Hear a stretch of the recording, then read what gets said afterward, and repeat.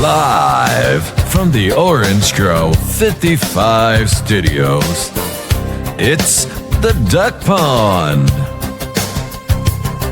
Today's topic is AMC stocks crashes below $1. Featuring John Campion. Starring Mr. Seymour Duck, Orange Grove 55, Theme Park Philosophy, and Jared from Capture the Magic. This is your destination for deep dive discussions, lively debates, and the freshest takes in what's floating in the news. Whack, whack, whack. From Asian cultures like K-pop and anime to straight up deep corporate talk and everything in between. And now here's your host, Mr. Seymour Duck. There he is. Good morning, good afternoon, and good evening to the flock. You have landed at the Duck Pond. I'm your host, the main mallard, Mr. Seymour Duck, and tonight we're peeling back the curtains on a different kind of corporate earthquake. While we've been tracking $1 billion mergers, a legendary name in the entertainment industry is fighting for its life. AMC Theaters, the largest cinema chain on the planet, has seen its stock price crash below $1 mark. And we're talking about a delisting warning from the New York Stock Exchange and a dilution death spiral that could lead straight to Chapter 11. To help us crack the code on whether the movies are back or just backed in a corner, I have assembled a team. First is the face of Orange Grove 55. He lives and breathes the fan experience. From the magic of theme parks to the pulse of the global brand, he knows how to make a legacy name tick and when the vibe is shifting away from the classics. Please welcome the flyest bird in the flock, OG55. What is going on, Mr. Seymour Duck, Jared, Theme Park Philosophy? I appreciate you guys. Always good time here on the Duck Pond. I always have a fun time talking the nerdy, deep divey stuff with you guys, but you can find me right here on Orange Grove 55, and you can find me on Instagram, Orange Grove 55, and on X, Orange Grove 50. Thank you. And next, we have the soul of the situation. We have our resident expert on all things existential. He doesn't just look at the numbers, he looks at the philosophy behind where we spend our time, our money, and our human connection. He's here to tell us if the movie theater still holds a sacred place in our culture or if it's just an empty shell of nostalgia. Please welcome the brilliant mind behind Theme Park Philosophy. Welcome. Thank you very much. And thank you for the great intro. I really appreciate that, Seymour, and glad to be here with you tonight. Yeah, and where can they find you, Theme Park Philosophy, on social media? Yeah, absolutely. You guys can find me on YouTube at Theme Park Philosophy and Instagram. Thank you. And last but not least, rounding off the team, making his return to the pond, please welcome a man who knows exactly how to capture the magic and navigate the business behind the brand. He's seen how the news cycle impacts the actual fan experience on the ground. Please welcome Jared from Capture the Magic. Yes. Thank you for having me. I appreciate it. Always love coming to the pond, especially it's getting warmer outside. It's kind of nice. This is a very interesting topic, I will say. And I was telling you guys before we went live, I just saw Project Hail Mary, which was a fantastic movie. I'm hoping that is maybe a trend we start seeing in more movies like that. That would fix a lot of the ills of Hollywood, probably AMC, if we had more movies like that. But we'll talk all about that. But you can find me at Cap the Magic everywhere, including YouTube, Instagram, Twitter, all those places. I keep it pretty simple. And if you want some actual theme park tips and tricks, you can go to CTM Podcast on YouTube as well. But thank you for having me. Glad to be here. I'm ready to get into it. Thank you. And yes, I want you guys to come in and talk about the situation. Before we react to this video, it's about AMC and how the business is doing and the stock price. You know me, I text you guys all the time. I'm like, oh, look, the stock price is under a certain price. And recently, it's gone back up today. But recently, it went down under $1. And that's kind of significant and kind of scary at a point in the Hollywood entertainment industry. Because is the company surviving? That is the question. And that's why I wanted you guys to come in and check it out. OG, what do you think? Okay, so this is interesting because AMC is, I don't know exactly where they rank in terms of theater chains, but they're probably the biggest or one of the biggest. They're definitely the, I would imagine they're the big three, not to be confused with Drake, J. Cole, and Kendrick, but they're definitely the big. I'm sure they're part of the big three. And if this company goes under, right, that's gonna. I think it's gonna devastate the theatrical business, because the theatrical business is kind of already on its hind legs a little bit. It's not exactly flourishing. There are some films that are doing well, but for the most part, people are not going to the theater like they did 5, 6, 7 years ago. To lose a big company like AMC, I think it would do a lot of damage to theatrical. This is not a good time to have that happen. We'll kind of get into it, I'm sure, more as we go on. But I mean, maybe some other company can like swoop in and grab it. Maybe another theater chain will buy AMC. Who knows, like Regal or something. But it's sad news, Now, personally, I'm not a big theater guy, to be honest with you. I love the comfort of watching stuff at home. I really do. But I do respect the theatrical experience. I have noticed a trend with kind of like the younger generation where like they don't really, everything is sort of indoor. Like it's like Amazon, DoorDash, everything, like a lot of like the communal experiences are kind of going away. A lot of malls are going under, right? It would be sad to see a movie theater chain as big as AMC go under. It's one more thing. I think being outside around other people is important, and I just do not want this to happen. But we will see how it all shakes out. Yeah, that's kind of where that's my initial thoughts on it, Seymour. Yeah, for me, in regards to the movie theater, I don't barely go anymore. It's like once in a while, and I'm picky now on the movies that I watch.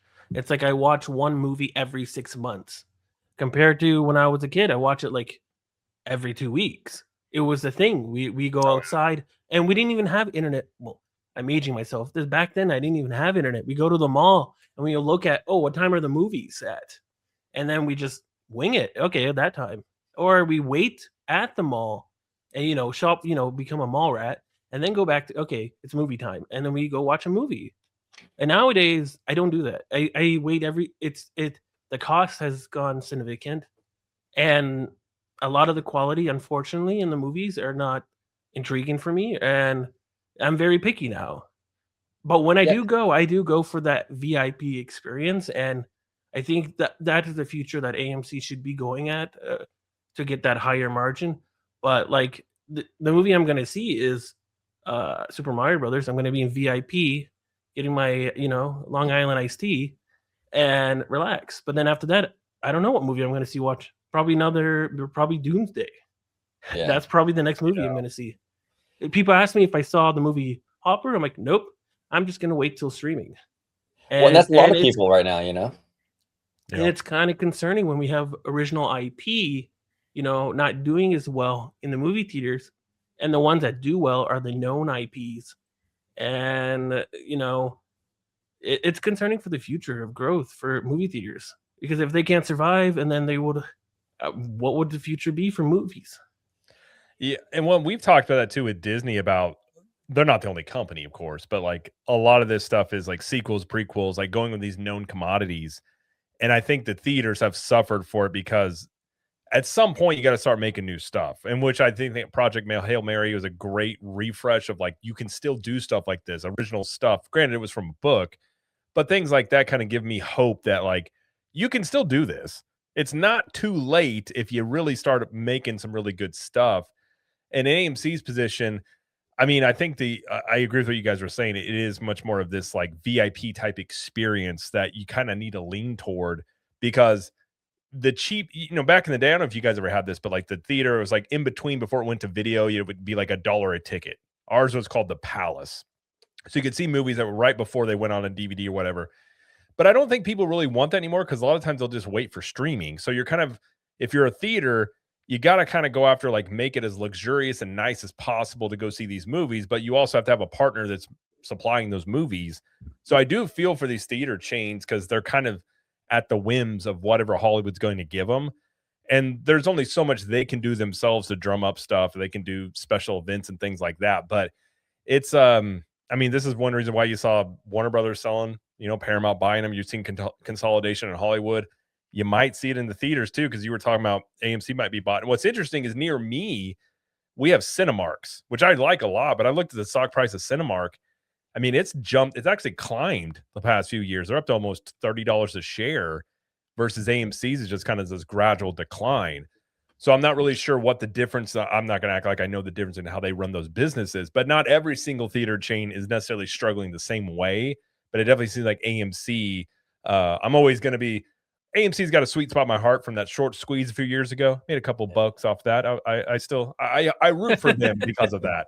But I don't really know their particular issues other than they probably just are going to continue to probably consolidate, like close down more, theaters, things like that to kind of have more, less in there would be my guess. But it's definitely concerning, especially if you're, wanting theaters and Hollywood movies to be in theaters, in the foreseeable future.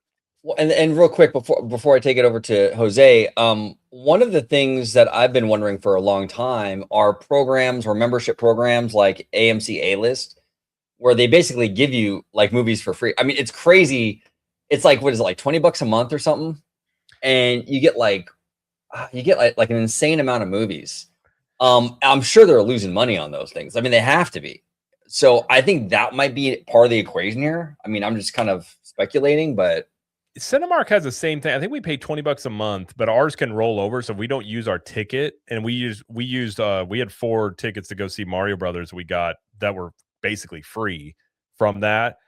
I suppose the thinking there is when you go to the movies, you're going to get popcorn and you're going to get snacks. Like I think they give you a discount too off of like the concession stands and things like that. I would be really curious to know the ins and outs. Are they actually making money on that stuff? Because I feel like they may lean more into the convenience of that. Like if you can get, it's kind of like a gym membership, get people on that paying per month, people might just keep it. And I think they may rely on people just not using those tickets. And they're like, well, at least we're getting $20 a month. And then they might use it into the future. That might be the thinking there. If everybody cashes those in and uses them, they may not make money. But if nobody's going to the theaters anyways, like, are they really? Like, I that's the part to me that I find very interesting about how that might be working in terms of like their overall revenue and things. Yeah, or people that sneak like food into the theater and stuff. I've never done such a thing. Nor did I do it yesterday. Go to the dollar store right before. There's just a gas station right outside the. What am I supposed to think? They put the gas station right in front of the theater. I mean, they're basically just asking you to do such things. Exactly. What say you, Jose? What are your thoughts, brother? Well, my thought is Seymour just gave away his strategy. Well, now we know how he brings candy into the movie theater, dollar store. But that's why he's richer than everybody. You know what I mean? George Lucas isn't a billionaire because he buys the most expensive shoes. He just wears the same Reeboks for a decade. Yeah. Hey, that's true. A lot of the richest people, they dress like you would never know. Yeah. Sam Walton drove a beat up truck his entire life. Like an old 1970 something old beat up Ford truck, I think. Mm-hmm. Crazy. Yeah, my first pickup truck I drove for 17 years, but I'm still not rich, so strategy's not working for me. But yeah, I mean, with regard to AMC theaters, look, they had a pretty bad Q1 2025. 2026 is actually, it's looking to be a lot stronger. So that's good. I think that power cycle is going to happen as Adam Aaron predicted. I think that the lineup is showing that AMC Theaters has the potential to go on the offense this year, especially going with their when you look at their per person patron spending last year versus 2024, it went up from $14 to $22 year over year. So people are spending more money when they go to the movie theaters, and that's not so much correlated with inflation, right? Some of it is inflation, but I think that's AMC has figured out that people are willing to pay more when it comes to more premium experience. And that has actually been playing out demonstrably across not just the United States, but the world over, which is why they're going to continue to push for their growth through shrinking strategy. They closed 200 locations since 2020. And I think they're going to continue to close locations as those leases run out. And they're going to take any money that they have and reinvest it into bigger, better experiences to try to increase that per patron spending to more, so that way they don't have to focus on bringing more people to the movie theaters. Then it's more of like a Disney situation where if people feel like they're going to get a high quality experience, they're going to come no matter what. But of course, it always helps to have, good movies in the theaters that people want to see, of course. But AMC is kind of like the experts of survival. Yeah. So That's kinda true. this is really just another year for AMC.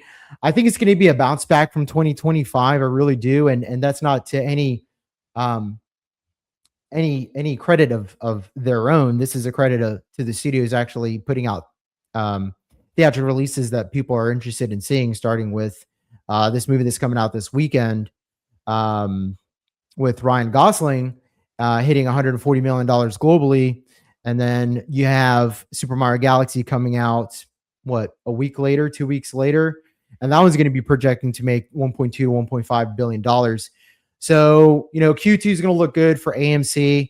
The main thing with AMC that I'm really worried about, at least for this year, is are they going to be able to, by the end of 2026, are they going to be able to have a profitable quarter? Because even though they have renegotiated their debt to like 2029 or 2030, they're still paying about $450 million a year just to service the debt.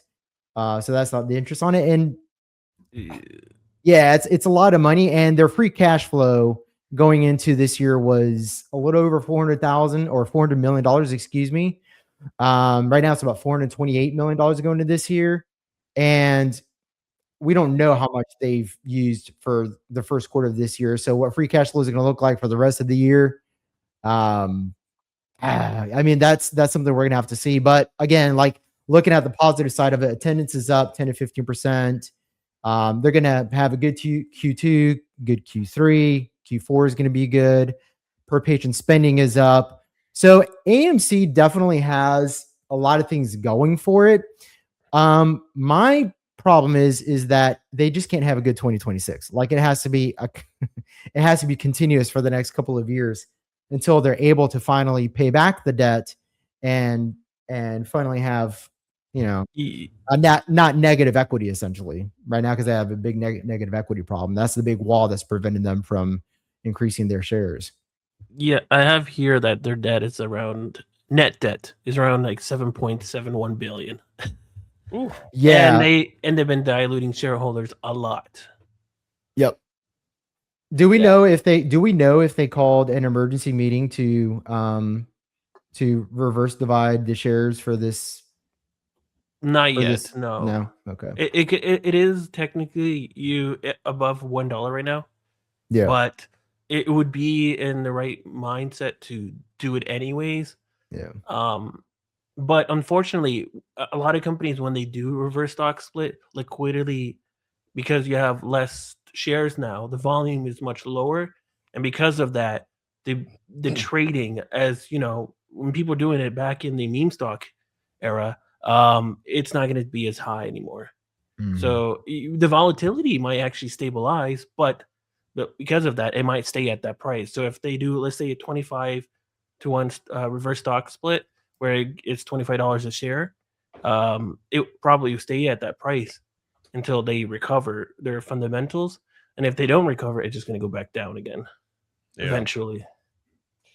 Yeah, it's wild. I mean, I've been saying for a really long time that I think that the theatrical experience will be something more akin to like Broadway shows, where like it's around, but it's much more of a premium now and then kind of experience. Like I think gone are the days where, like 10, 15 years ago when it was such a big deal. I think those days are kind of coming to an end. I do believe it will be much more of a smaller market because we just live in a different world now. Like, you can watch movies on your phone and, with streaming and all this stuff. It's just YouTube is around and it's just different. So it'll be interesting to see how it shakes out. Go ahead, Seymour. No, I was just gonna say, I think Matt Maloney, is that how you pronounce his last name, from Puck News? I remember years ago, he was suggesting that AMC should close down a lot of their movie theaters, make it much more leaner, and look at a more VIP experience, a higher quality experience. And people on X were laughing at him, saying, "You don't understand the industry." But like, that's where it's heading. We need to clear out some, debt out. We need to, increase the margins and in order for that to happen, because a lot of the movies, the ones that don't do well, the movie theaters, you close them down and basically use the ones that are more in major cities so that you get more people in one theater. And that's what he was suggesting, and everyone on X were laughing at him, but it's where I think it's happening. My main concern is that the industry trend of people not going to the movie theater will outpace the growth in AMC. And that's my main concern.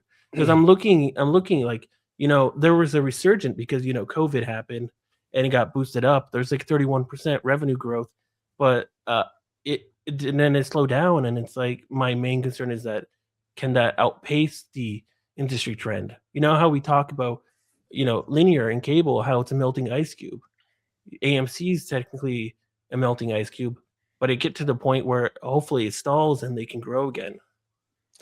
I mean, what I find hilarious is that people on X were telling Matt Bellani, who's so entrenched in Hollywood, that he doesn't understand the industry. I'm like, okay, well, sorry, Joey Bag of Donuts 39 is telling everybody that Matt Bellani doesn't get it.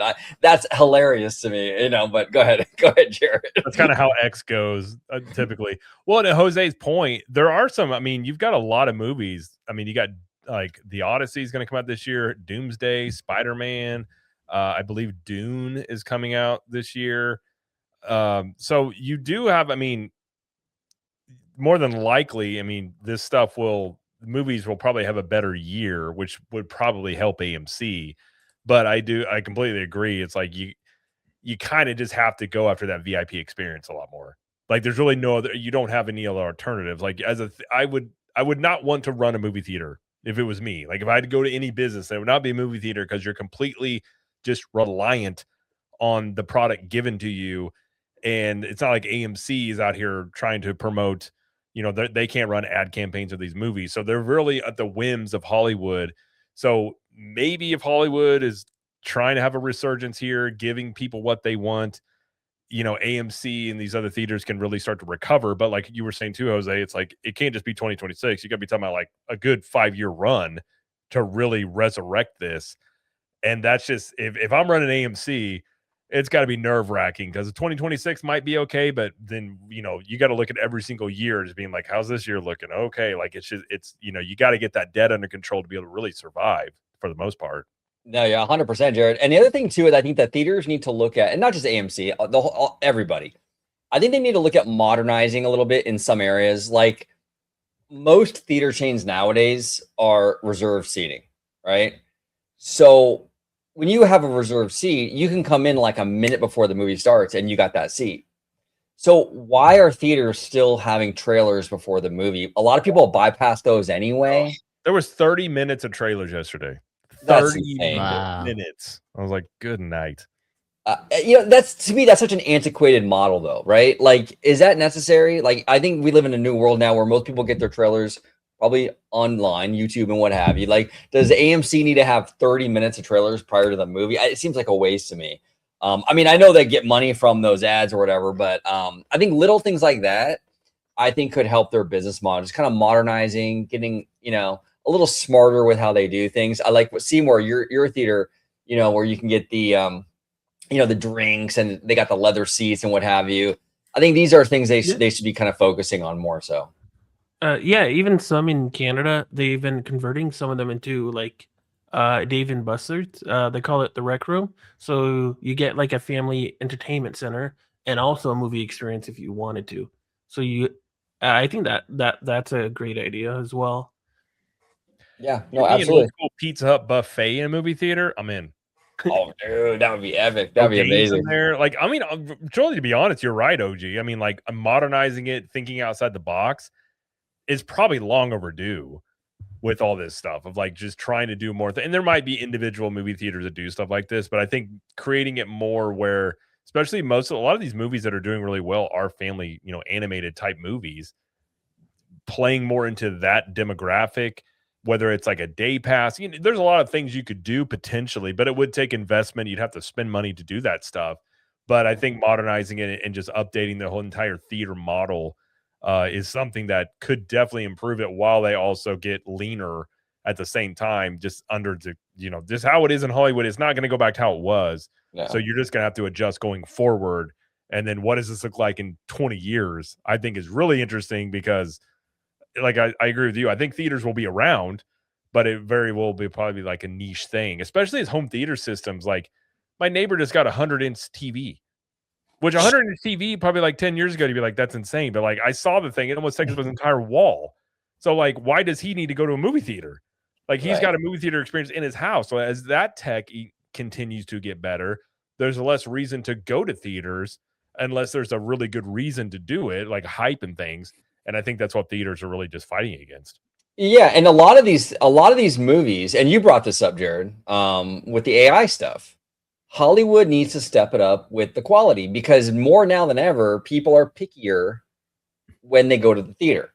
So if you have a mid movie, as the kids say, mid movie, there's very little incentive for someone to spend that money to go see that thing. It's expensive to do the theater experience. So, you can wait, what is it, 4 or 5 weeks, and it's on Paramount Plus or Disney Plus or Netflix or something. And, so there's so many options now. So you really have to sell people on this stuff. And the Hollywood studios need to realize that, well, both with the theatrical and what you were saying too. I know it's off topic, but the AI stuff. People, I mean, the AI would be less of a threat if the human beings behind, movie making were producing better stuff. So we'll 100%. See. But Mr. Seymour Duck, should we go ahead and yes, just one thing I just wanted to talk about. I think a good example of a modernized cinema experience is the Alamo. Yeah, I love the Alamo. Yep. Oh, the Draft House. Yeah, and Sony bought them as well, so technically it's owned by a studio. I didn't know Sony bought them. Interesting. I love the Alamo. They had those back in Missouri. You can get everything delivered to you. Good food, drinks. Like, it's a good movie experience. Like, it really is. Yeah. No, I've heard good things about it. I've never actually been to one, but I want to go. And that is interesting now that I think, like you were saying, Jared, I think in one of the videos we recently did where the studios now could buy like theater chains and stuff, which they never used to be able to do that. Mm-hmm. And Sony, snatched the Alamo. I know out here in California, Disney owns the El Capitan. More and more of this is happening. So maybe it'll happen to AMC. And we were talking about before, even maybe like an Amazon or a Apple or some big company decides to get into it that wants to, like Amazon and Apple are kind of wanting to be more Hollywood in many ways, like getting a theater chain. They have the money to do it, whether or not it makes sense for them, but somebody stepping in that would bring tech and different ideas into it, I don't think is completely impossible by any means. No, and Tim Cook, I heard something a few weeks ago that Tim Cook is looking to exit soon, Apple. So I don't know who the new guy or new gal is going to be, but I mean, whoever replaces Tim Cook might be even more bullish on the Hollywood stuff. Yeah, so that's a good point. I didn't hear that about Tim Cook, but that's interesting. There's rumors that they want to bring in a tech CEO, like, because he was good with numbers, Tim Cook, but they want to bring in someone who can bring a future for AI. And Tim Cook is getting there with the age, and it's time to move on. It's like Bob Iger and moving on with the company and evolving, right? The growth for the company for Apple has been tiny, and while their margins are great and they're consistently, people are buying, they're not growing, and they're looking for a CEO that can grow and more of a tech CEO, especially in the AI era. Yeah. Apple, I don't know. I've been critical of Apple since Steve Jobs passed away. I don't know. I mean, I think they've done decent, but I just don't feel like they're the same innovative force that they were under Jobs. Oh, not at all. I mean, they maintained a lot after what Jobs did, but it's like when you look at the iPhone releases, it's like they're getting stuff on iPhones that Androids had probably a decade ago, and it's like and even like AI, they're using Gemini for their AI. They're not even developing their own AI at this point, even though they kind of started out with Siri. They just completely almost. I think I read the other day they've abandoned even making their own AI. So they've completely missed the boat on AI, just making it themselves too. Well, yeah, it's like the phone releases. It's like the changes are very marginal between the generations, and then it's like, okay, well now it's in rose gold. And now it's a Right, little yeah. smaller. It's like, okay, you know, where before Steve Jobs was doing all kinds of crazy stuff and blowing everybody away, you know. Steve Jobs don't grow on trees, though. That's for sure. That is very true. That he was like the tech Walt Disney kind of. So I mean, you can't. It's hard to replace for sure. Yeah. So, Yeah.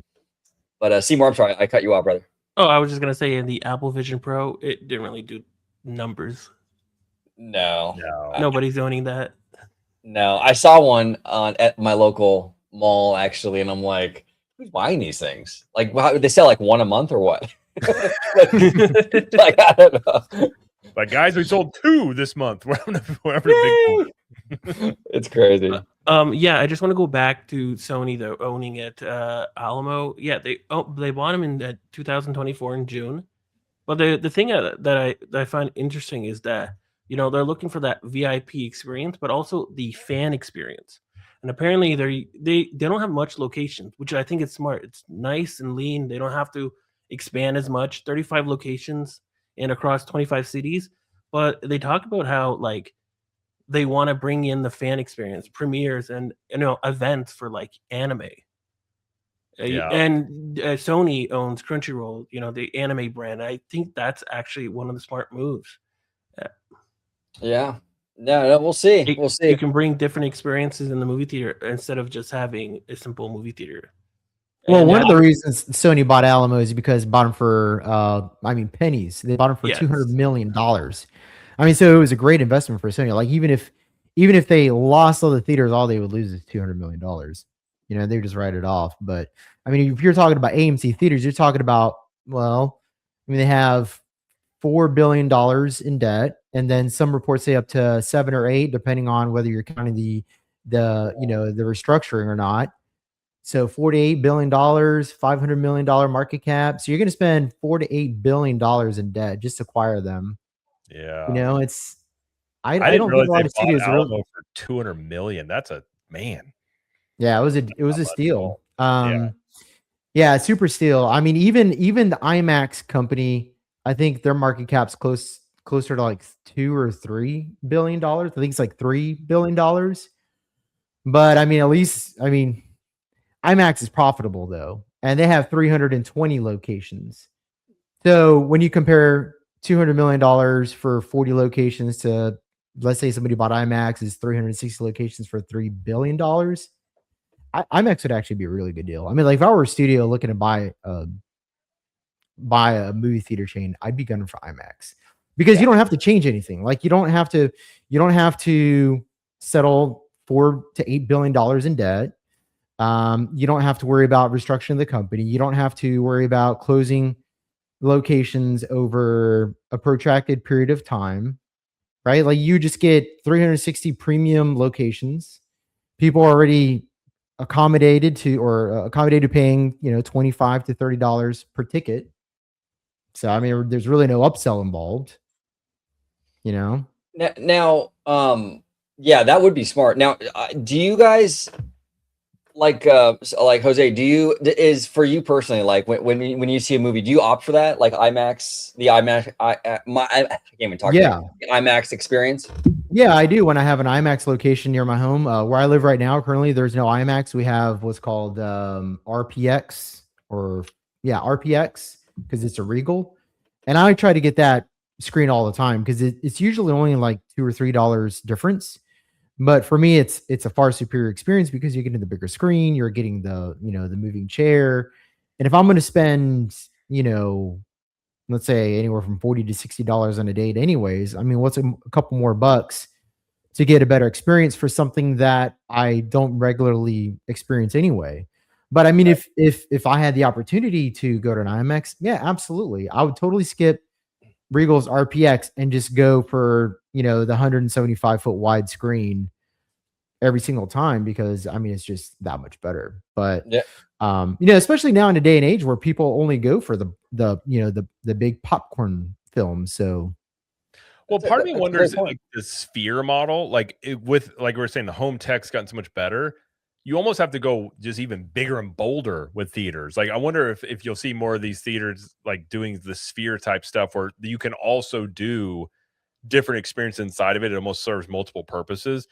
I kind of wonder if something like that is sort of the future of what theaters eventually kind of become. Not like exactly like the Sphere, but something like, in that ballpark. Because you just got to create something that's alluring for people to get off their couch, which is harder and harder to do. Mhm. But if you have this unique thing, it's like you're there, you can have concerts. Like if you have, I really think theaters got to think more like multi-purpose venues other than Mhm. just movies. And I think that may be really the only way that they survive the next 20 years of whatever is going to happen with AI and technology and everything like that. Oh, it's evolve or die. It's evolve or die time for the theaters. Yes. I completely agree with you. If they continue the Mhm. same old thing that the theaters have been doing, that like past decade or more, they're gone. They're not going to survive it. You have to evolve. You have to do different, and that's why I hopefully these companies can do it, because I do value this like human experience, and I see so much of that going away in our society. I mean, even the Uber drivers now, a lot of those are like driverless and stuff. I don't trust those. I won't get in one of those. But like, what I'm saying? There's not even a human being in the car anymore. Wait till the Tesla cab thing starts up. They're kind of getting ready to roll that out. That's going to be that's probably going to put Uber out of business, I would guess, because those rides can be so much cheaper and they're just autonomous vehicles that drive you around. Dude, those things looked. I remember like a couple years ago, he showed like a prototype, and it looked like a 1940s version of the future or something. It was like a 1940s style car, but looked like it was like futuristic at the same time. It was kind of crazy looking. I was like, Yeah, that's pretty dope. But that was like a couple years ago. You can buy one for like, I think they're supposed to start around $30,000, and then when you're not using it, you can just set it in like Tesla cab mode, and you can set rates, and it will just go around, and you don't have to be in it, but it makes you like passive income. You're going to have so many people doing that, and Uber's not going to be able to compete on the price. And people are going to probably find the allure of like, oh, a Tesla cab, I want to try it, like something like that. I kind of think that's what will happen with a lot of stuff. Well, a couple of things on that. I agree with you. And here's the thing: Uber and Lyft, they have. I don't know how common it is, but there are enough headlines out there with women being assaulted and what have you by these Uber drivers. Yep. I mean, so as a woman, maybe they would feel more comfortable getting into one of those driverless cars, right? Yep. Another thing too is like things like the Magical Express. Disney could do a collaboration with Musk and have these Musk robo taxis, and have them go back and forth or something, just in a loop, That, and they're going to come up with like a Tesla van that holds up to, I want to say, up to 20 people, which they could make them even bigger. But that's something I've also thought they could also do, is something like that removes the driver. You got the self-driving part, not as much cost. The future is going to be wild, and it's not even going to be that far in the future. We're probably talking within 3 years. This is really like hitting like mainstream, which is crazy. Yeah, and I think actually you mentioned the van. I think that's what I saw, that 40s futuristic little vehicle. It was almost like a futuristic, like 1940 style bus or something. It looks like a Jetsons car, kind of. Yeah, it was cool. It was really cool. So, Mr. Seymour Duck, should we hit Mr. Campion? Just one more thing, because we were talking about IMAX and experiences. It was reported today that Disney is not getting IMAX for Doomsday. I saw that. It's going to Dune 3. I'm so glad. I'm so glad, because Dune is a much more worthy film to see IMAX on. Oh, it'll look so good on IMAX. Yeah. But it does look like they're pushing for that premium viewing experience here. It looks like they're going for Dolby, D-Box, 40X, and AMC XL format. And this brings up another good question, which is, at what point are the studios going to start investing into these theater companies? Like, not buy, but invest into them, so that way they can have the premium experiences which are in demand. Because right now, I think that the problem is the theatrical business is just not meeting the demand. The demand is there, but when all you have is like one location per like 100 miles and then 360 IMAX locations, you're not meeting the demand. If they would just, and obviously the theatrical chains can't pay for it. They don't have the cash flow a lot of these companies are running on a high debt load per income. So when is Disney, when is Paramount, when is Warner Brothers going to start injecting cash into these companies so that way they can restructure, shrink, grow, whatever, so they can restructure these theatrical chains to meet the demands? I mean, this is a case in point right here. They're both like Disney and Warner Brothers are competing to have the opening weekend at the IMAX locations. Disney lost out, and the demand is still there. We know that because now Disney's vying for alternative locations at AMC and Regal and Movieco and all these other locations. And when the movie comes out, everybody's going to want to see it in the most premium experience. But the theater chains aren't meeting it. So when is, again, like my question to you guys is Disney, Warner Brothers, Paramount, these studios are going to step up and inject capital, because it ultimately, this is going to benefit the studios, because the price per patron is going to be substantially higher for more premium experience, which means more box office take home. That's a really good point. I didn't actually think about that, but that actually might be something you would see before studios really start buying up theater chains, is to invest in them for that reason. And then you could even negotiate like your ticket splits. Like, okay, let's say, hey, we're going to help you put an IMAX in here. We want some favorable screenings, and let's adjust this. Like maybe the payback is off of those ticket splits a little bit, so the theaters aren't actually paying out of pocket. That's a feasible scenario that actually would make a lot of sense. Especially, well, not only that, you can also include in the contract that any premium movie that comes out, they get exclusivity 100%. on this premium screens because they're the investor. Yep. Because now you're entering into it. Yeah. So. And then you would, you're right. The theaters don't have the money to. I mean, I don't know how much it costs to build an IMAX screen. I know that we had one in Springfield that was massive. Like the thing was one of the biggest ones. I think at one point it was the biggest one in the country. And the thing was, I can't even imagine how much money it cost to build that. And so these theater changes don't have that money. But if Disney and these other ones do, that is definitely something you could see them doing. I would not be shocked by that at all. Yeah, no, absolutely. Absolutely. Another thing that I want to ask you guys about too, is there a possibility that like Netflix, because I mean, they're not getting Warner Brothers, is a possibility they make a move on AMC maybe? Wasn't that theorized a little bit, like rumored? I mean, I wouldn't be shocked. I mean, Netflix, they've got the I mean, Netflix, Amazon, Apple, all those, they've got tons of cash. So they definitely could do it. Or they set up, I'm curious if Netflix gets more, like they kind of saw with K-pop Demon Hunters, a little bit of theatrical success there. They may start doing a little bit more of that, but willing to say, hey, we'll help you do X, Y, and Z. Give us, I don't know if they would do that, but Netflix, you could totally, I wouldn't be shocked if they did buy, I don't know if AMC, but get involved in the theater business, just because they seem to be wanting, there's only so many subscribers you can get. They're kind of capped. So like they need more avenues to grow. And if they could bring a different approach, like they're very analytical, they could bring a whole sphere approach to it. Like they could really shake things up. A company like that, I could totally see them doing that. Oh, a sphere approach. That would be pretty sick, dude. Especially those Netflix houses. I mean, those could become movie theater. I mean, I think they're actually showing Netflix movies and shows in those houses too. So that could become almost like movie theater experience too. Yeah, that's fascinating. I was looking at Netflix as an investment, and one of my theses was that they expand their Netflix houses as an experience for all things Netflix, including watching movies. So you get a premium experience watching K-pop Demon Hunters, and I think that's where it should be going in the future, instead of just watching, at these lower class movie theater experiences, IMAX, 4DX, Dolby, those experiences. I'm willing to pay a little bit more if I can get a better quality experience. And that's why next month I'm going to go VIP, because I get that better experience. If not, I don't want to go, and plus no kids, but I don't want to go in those small seats crammed in. It's like getting business class or like first class in an airplane. If it's not that much expensive and I get a better experience, I'm willing to pay for that. Yeah, absolutely. Especially when the food's already expensive. Let me pay a little bit more for the viewing experience, and I'm okay with that.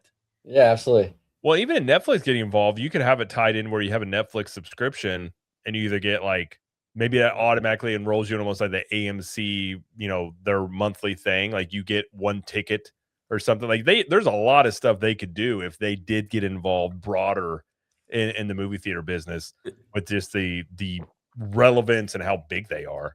Yeah, and that's the kind of stuff, like, to kind of come full circle with this whole conversation. That's the kind of stuff that I really want to see. That's the kind of outside the box kind of thing I want to see the theatrical industry do. Yeah, and they need to do that kind of stuff. So I think they will. They need a Walt Disney to come in and just do some crazy stuff and try different things. 100%. All right, should we now we're ready. Yes, now we're ready to react to this video. We're ready. Let's go. This is John Campia, by the way. Campia has been in this game for such a long time. I remember watching him back in the old AMC. Speaking of AMC, the old AMC Jedi Council days. Like, that was back in the day, and that went from AMC, then it changed to Collider. Oh, and then then I think Collider like just fizzled out, like it went under or something. But Campia has been doing his own thing for a while now, and he's great. I mean, he's in this space, he's in this Hollywood space, very credible, has a lot of great sources. But here we go. Oh, I'll be linking his channel also in the description down below. Here we go, John Campia. Oh, and fellas, if there's any point in this where you want me to pause it, let me know. Sounds good. Per share. That is where the AMC theaters, the world's largest movie theater chain, stock was sitting as of March 20th, 2026. Now, for a company that was at over $600 per share just a couple of years ago, this isn't just a number, it's a full-blown crisis. Now, in the last 5 years, AMC Theaters, the largest movie theater chain in not only America, but the entire world, has gone from a pandemic survivor to a meme stock legend, and now to a company staring down the barrel of a possible New York Stock Exchange delisting. But how did we get here? How did a company that was the talk of Wall Street lose over 99% of its value from its 2021 peak? And what if you could pause here? Yeah. I know, Jared, you were saying that you were invested in the meme stock frenzy. I was. I actually got into it before it short squeezed, but yeah, I did. I rode that for a bit and made a little bit of coin off of that. Yeah, all my friends were telling me to go invest in AMC. It's gonna go up with GameStop, and I'm like, no, I'm gonna just buy Nintendo. And then, but I see Nintendo not growing; the stock's going down. I see AMC going up. I'm like, I could have been a millionaire. I love it. I sold it like I think I didn't stick around till it got as high as 600. I think I sold around like $40, but I bought in at like it was like $3 at the time I bought in, because I was just buying stuff that it was like when everything reopened, it was gonna boom, and then it happened to have a short squeeze with it. That was nice. I didn't hold on to it. I didn't diamond hand it forever though, but I did. Seymour, sometimes you have to listen to the apes, man. Ape strong, man. Yeah. The problem with that with me is that I don't know when to stop, because it can keep going or it can just collapse at any time. Yes, that is the problem with those. It's like you're just hold it forever, then you can either make more or you lose everything you got, and that's even worse.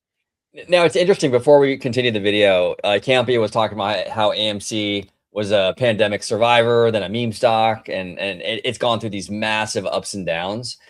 I will say, on a positive note, to be a little optimistic here, as a Disney fan, like a lifelong Disney fan, the Walt Disney Company has gone through a lot of similar extremes, ups and downs. I mean, there was a point in the 80s where they were like this close to getting bought up in pieces and sold off, right?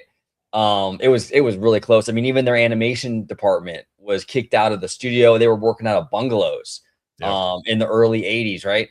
So a lot of these companies, and Disney's a good example, will sometimes hit that rock bottom.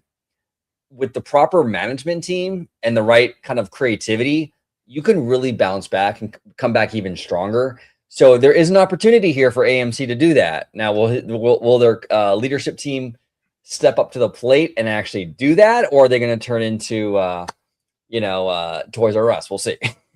Yeah.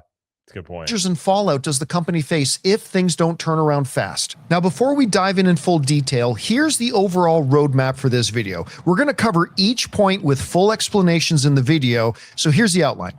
In 2020 to 2021, AMC was in danger of bankruptcy due to massive spending just before the pandemic hit. Then the meme stock phenomenon hit, artificially skyrocketing AMC's split adjusted stock price up to around $700 a share. Then we'll talk about how AMC took advantage of the meme stock, selling new shares to raise massive amounts of money to keep operating. We're going to talk about how creating and selling new shares diluted the existing shares, and how the shares have continued to drop in value to just 98 cents per share as of March 2026. We're going to discuss how falling under $1 a share runs the risk of AMC stock getting delisted from the New York Stock Exchange. Then we're going to talk about what getting delisted would mean and how it puts them in danger of bankruptcy, and how bankruptcy would wipe out everybody's shares. Then we're going to end off with how AMC can avoid and survive this crisis. Now, if we're going to understand this crash, we first have to understand the before times. See, before 2020, AMC wasn't exactly a tech growth darling.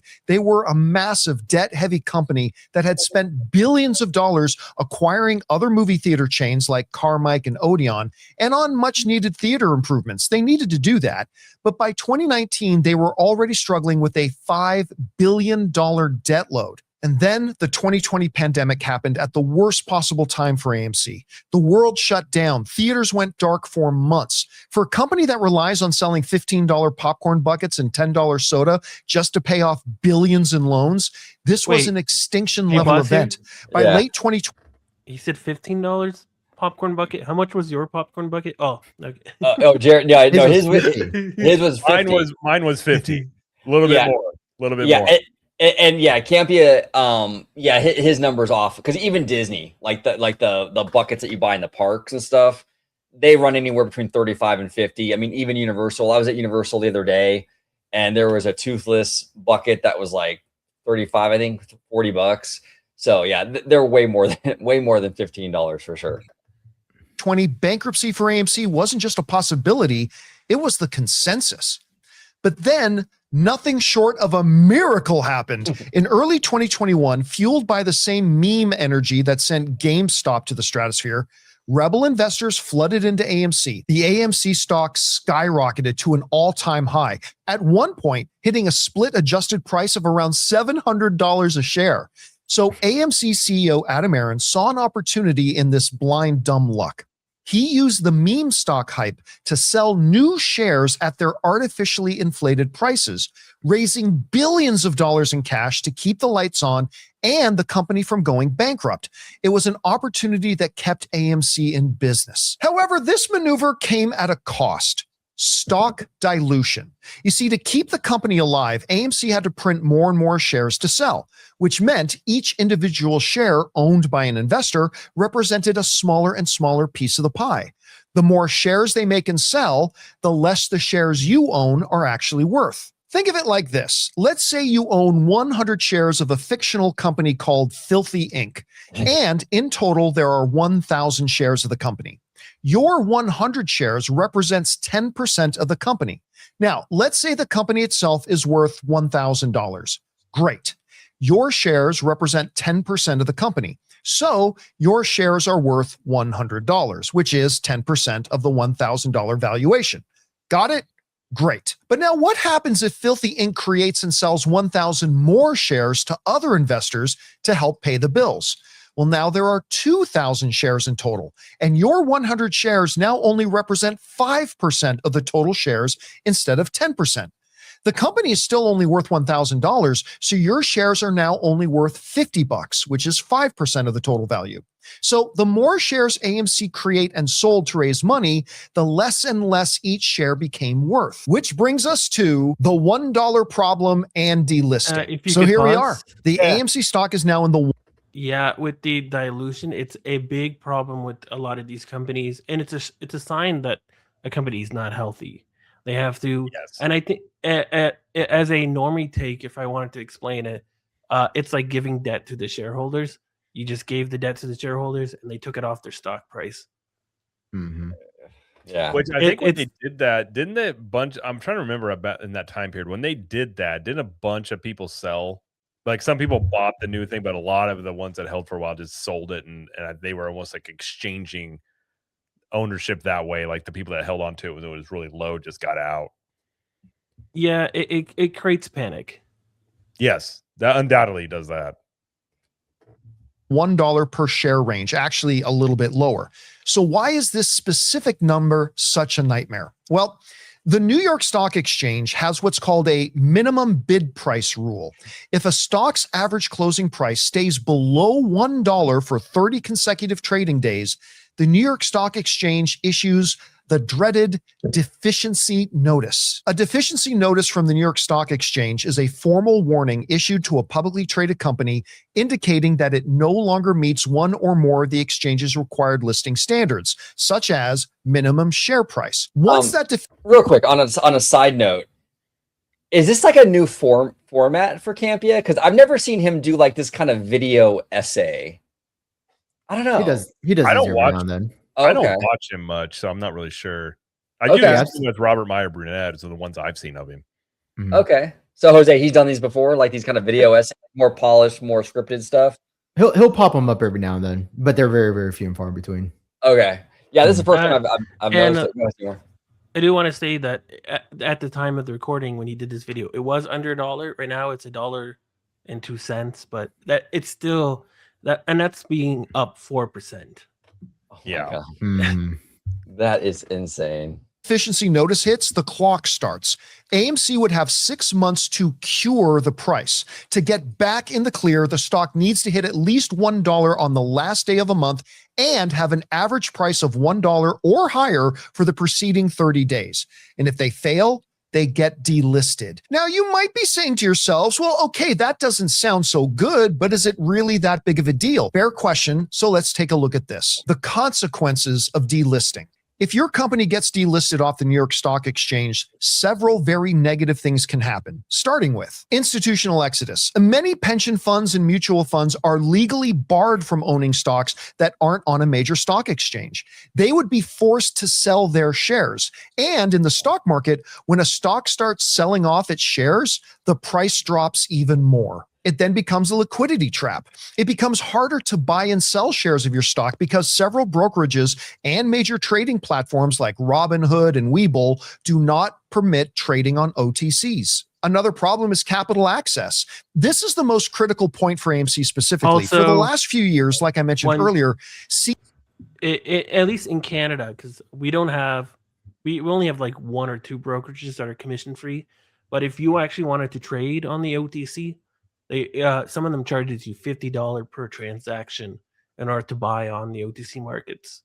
And OTC per transaction. It's like the Wild West if you trade. I know people that do trade OTC stuff, and that's almost like crypto investing in some ways.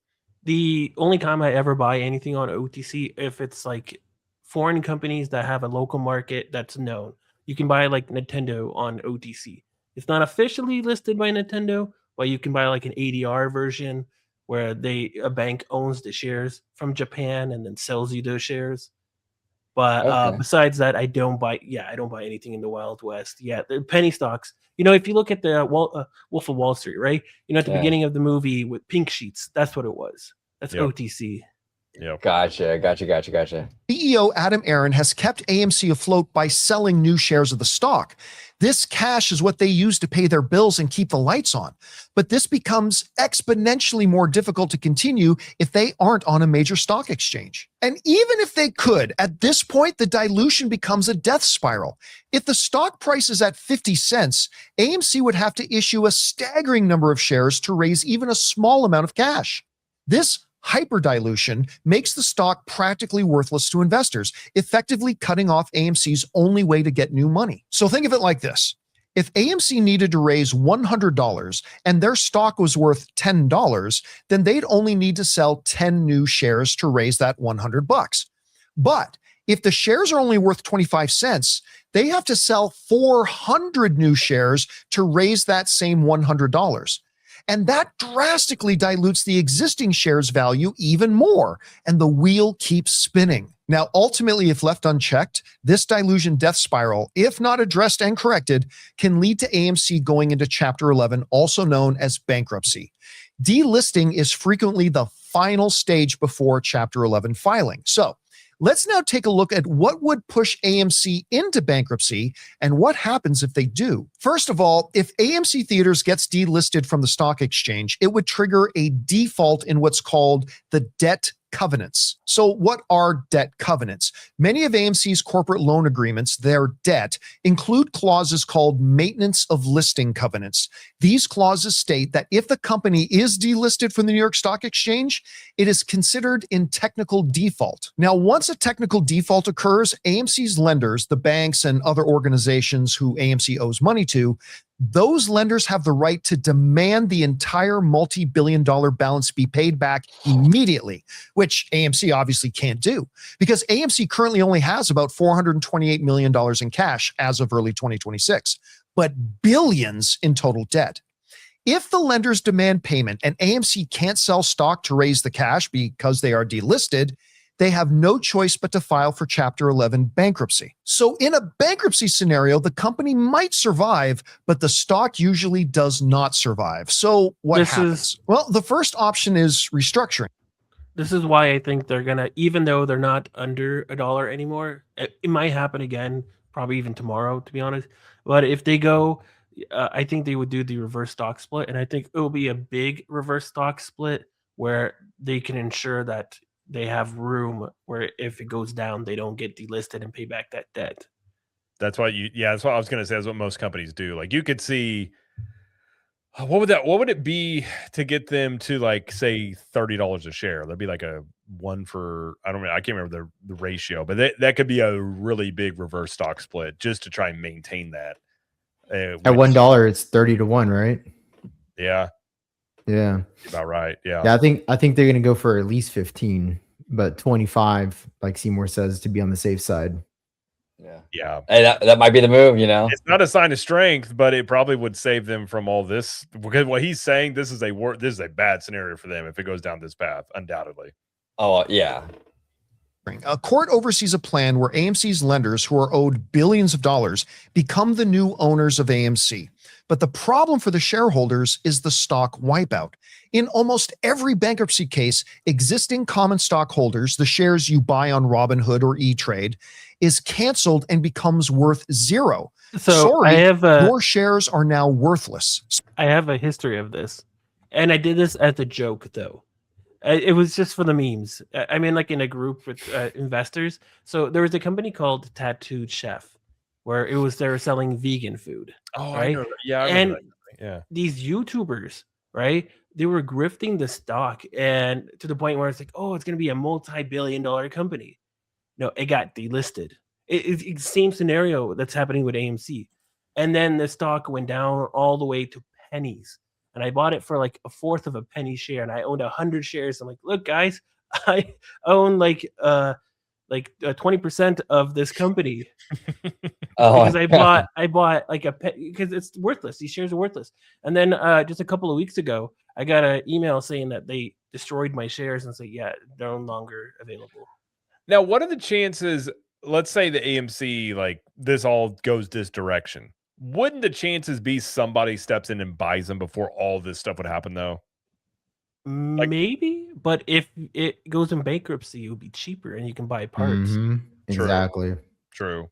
You're gonna buy it at a discount, and I think that's ultimately what these tech companies that are eyeballing AMC are waiting for. They're probably rooting for it to go bankrupt, so that way they can get it at a discount. Oh, absolutely. So is it over? Is AMC now completely screwed? Well, not necessarily. AMC has a few break glass in case of emergency options still available to them that very well may see them come out of this okay. For example, they could do another reverse stock split. They could do a 1-to-10 split again. So if you own 10 shares worth $1 each, your shares would be combined into one single share that is still worth $10. Abracadabra, AMC shares are now worth $10 again. Now, this would get them another year or two of compliance in time, but shareholders hate this as it usually leads to more selling and even more dilution, which is what's killing them in the first place. They can also do debt restructuring. Now, AMC right now is already working with lenders to push back the payment of their debts further, buying them even more time. Now, if they can convince their lenders that they are still a viable business, they could survive this. Another thing that could save them is a box office turnaround. See, they need a string of big hits, multi-billion-dollar hits, to prove that the theater business is actually back to 2019 levels. Now, if they can, optimism in the company could see share prices rise higher on their own without having to do a reverse stock split, thus avoiding the delisting from the stock exchange and solving most of their problems. The good news for AMC is that 2026 is an extremely strong looking year for big box office films that could significantly turn their fortunes around. Movies like Mario Brothers, Toy Story, Hunger Games, The Odyssey, Dune 3, Spider-Man, Avengers, Doomsday, and many others. These films could end up saving AMC. At the end of the day, AMC has survived certain death several times in the last 5 years, so don't count them out just yet, because there are several avenues they have to weather this storm. But at under $1 a share, they just don't have as many avenues to salvation as they used to. What do you guys think? Are you still holding, or is the $1 mark the final curtain call for this cinema giant? Let me know down in the comments below. Now, everybody home, a reminder, I will be linking John Campia's channel down below in the description. He's been doing this for a really long time. A lot of great insight. And so make sure you support John Campia in the description down below. But this is fascinating, you guys. I mean, and he's right, though. And I mentioned it, too. I mean, honestly, this company has seen rough times, right? Other companies have seen rough times like this. A lot of times these companies will hit rock bottom and they emerge. It really just kind of depends on their leadership team if they're creative enough to kind of get them out of it. I don't know enough about the AMC CEO to really say if he's equipped or not, but hope so. We'll see. Yeah, I sometimes when humans and companies, when you're back against a wall, sometimes that's whenever you kind of lose all the but what if it doesn't work, because you're just left with like survival mode. And sometimes you can get some really cool ideas and things like that. I have a feeling AMC will survive this just because, like he was saying, they survived so much the past 5 years. A lot of this, though, I think if I'm this is almost like a bellwether for Hollywood, though. Like if you do not get this stuff around, if like 2026 is looking like it's gonna be a good year for movies. If you don't have this replicating, there's rumors of another strike that might happen. If that happens to Hollywood, they're toast. I mean, you can't go through, they've had at least 2 work stoppages the past couple of years. And every time they get momentum, they just kneecap themselves. And this is before you even talk about AI coming to the equation, everything else going on. So if Hollywood doesn't look at this as like an oh no, and then you look at Warner Brothers and Paramount and all this consolidation, I mean, all the warning signs are there that you gotta get back to making movies that people want to see. And maybe this is the spark that says, okay, like if AMC survives this and they build off of this, their success is going to be tied directly to Hollywood. And I don't really think there's any other way. Like AMC on their own, I doubt they have the ability to really like innovate the business on their own, given the position they're in. But their survival is going to be based off Hollywood, I think, completely. Yeah, and no, 100%, Jared. And luckily, this, like in Campia mentioned it. Luckily, this is a pretty strong year. But I mean, let's hope these movies perform. I mean, I know Doomsday is highly anticipated. We're gonna talk about that in a second. But like with Marvel, I mean, the energy is not the same with Marvel right now. No, it's just nowhere close. I mean, going into Endgame was next level, right? I mean, are people that hyped for Doomsday like they were in 2019 with Endgame? I don't think so. I think it's more of a novelty with Doomsday because like RDJ's coming back, Chris Evans is coming back. There's a little bit of novelty there about like, people still have interest in these characters. But I said the same thing about Deadpool Wolverine. That really wasn't replicable. Like you couldn't replicate that because that was just people wanted to see Hugh Jackman and Ryan Reynolds as those characters. That's one they've wanted to see that forever. So that movie did gangbusters. Doomsday, I don't know if it'll be profitable for Disney, but it will make AMC and these theater chains a lot of money. It'll probably hit $1 billion. But go after this, you're going to have Secret Wars, but then like they're probably going to revamp Marvel again. I just don't think the audience is there for these tentpole superhero movies anymore.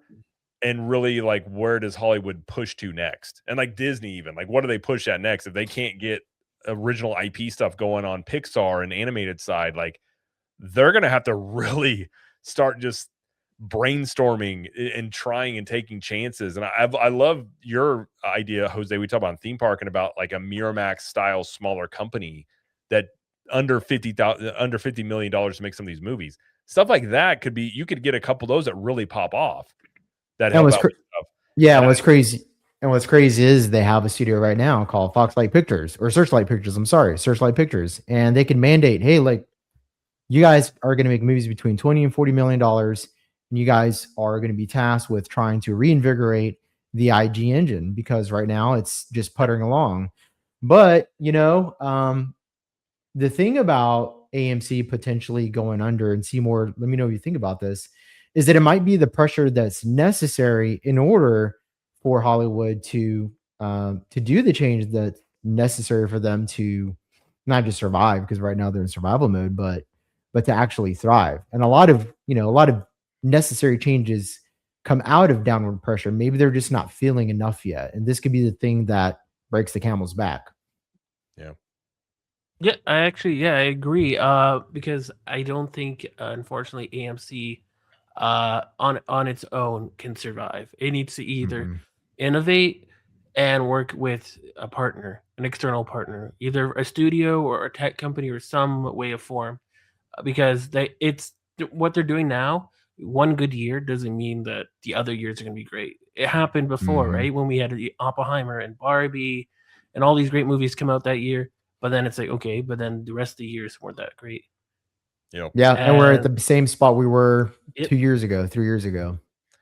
What do you think the chances are that a studio pops up that is an AI studio? And let's say that they did that, they can make this stuff on cheap and it actually resonates with audiences. Like that would be something studios would like, or not studios, excuse me, movie theaters would like. That would be the thing that I think Hollywood fears the most, is that there was some independent studio that does this and there's an audience for it, because Hollywood is going to fight AI tooth and nail until they no longer can. I've always wondered, that scenario is interesting to me. As much as AI is progressing, there will be somebody that's going to try it. They're just going to make us some AI movie for, who even knows? It might be under $20 million to make something like that.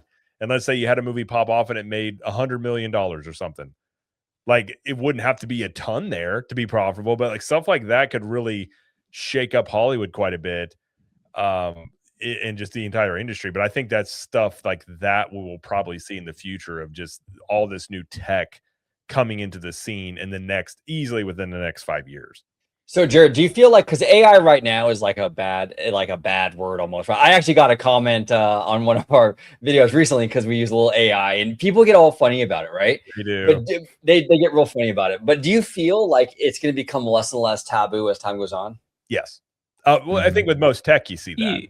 I mean, internet was the same way. Remember the internet? Like, you remember watching The Net with Sandra Bullock, and she was ordering pizza on the computer? Everyone was like, what the hell?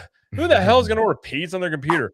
And it's just like the adoption will just, it will become more accepted. And right now there's a lot of people that are just, I don't know if it's like, when you really get into the AI stuff, like it's wild. Like there are worries about it. And then even today, like some of the stuff Claude announced, like, trust me, I'm going to be playing with this stuff. Like it's amazing what it can do for productivity and different things like that.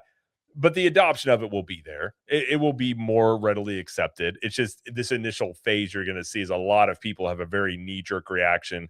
And I understand as to why, especially creative stuff. But yeah, once it's proven that like you can still be creative using a tool, like ultimately, what is the difference in a movie from CGI or an AI animated CGI scene? You know what I mean? Like you start getting some of these nitpicky things. It's like audiences at some point won't care as much. And I think that's the interesting part in the next, as this evolves, or they could potentially just completely reject it. But I don't think historically that's what we've seen from like emerging tech that's like a disruption type of thing. Humans always move towards new technology. It's inevitable. Every single piece of new technology that ever comes out, you always have some pushback initially, but then at the end of the day, the technology,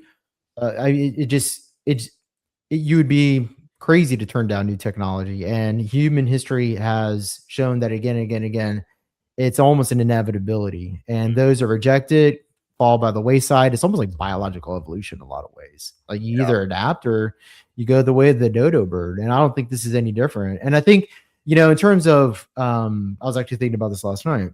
Like in terms of art, right? Art has there's always been critics at every century, really. I mean, something I learned the other day watching a podcast, and I can't remember which one it was, but like, you know, the painters that used to paint mosaics in cathedrals, when the canvas was invented for painting on, they said it wasn't real art. Right. You know what I mean? Like, so the sculptors probably made fun of the cathedral painters. I'm pretty sure that's like a fact.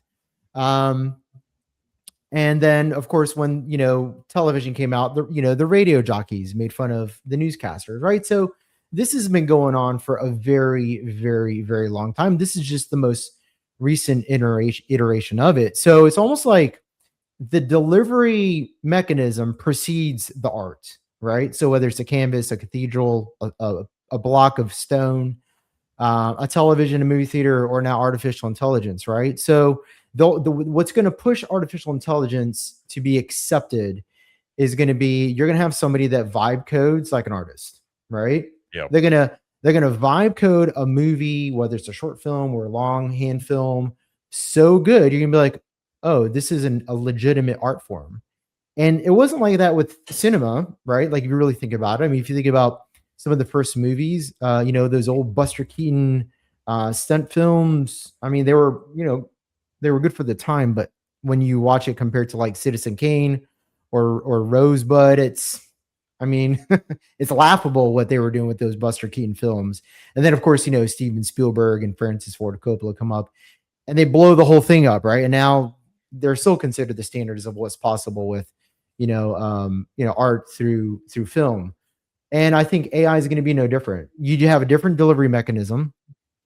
Somebody's going to vibe code the shit out of AI, and it's going to be an art form. And then they're going to set that standard, just like they did with cinema and just like they did with canvas painting and cathedrals.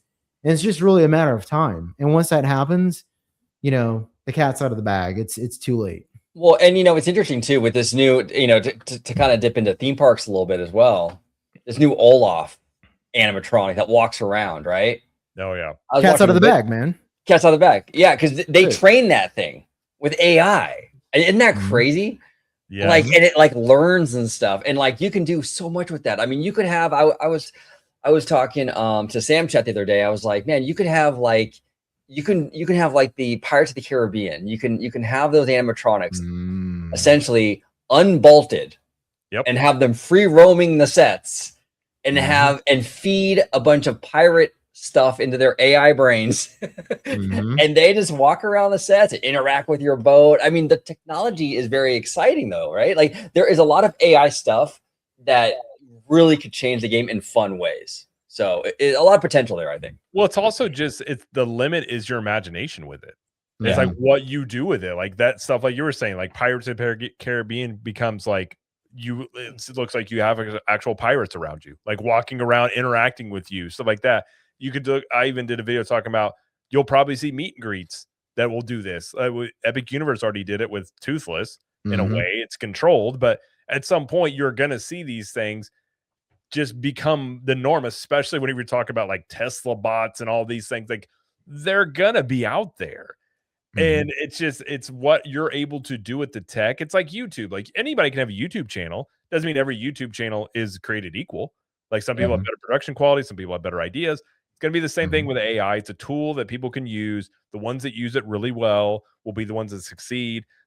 It'll create jobs. It'll cost jobs, but the adoption of it is, like you were saying, Jose, it's inevitable. And at some level it will come in. I think the biggest question I have is, what is audience's reaction to a movie that is known that the whole thing is AI? Right now, probably wouldn't be that great, but in 5 years, it'll be better. 10 years, it'll be even better. Like eventually it will hit a point where you will have a movie that is completely done through AI, and audiences will just judge it off of the quality of the movie and not the tool that was used to make it.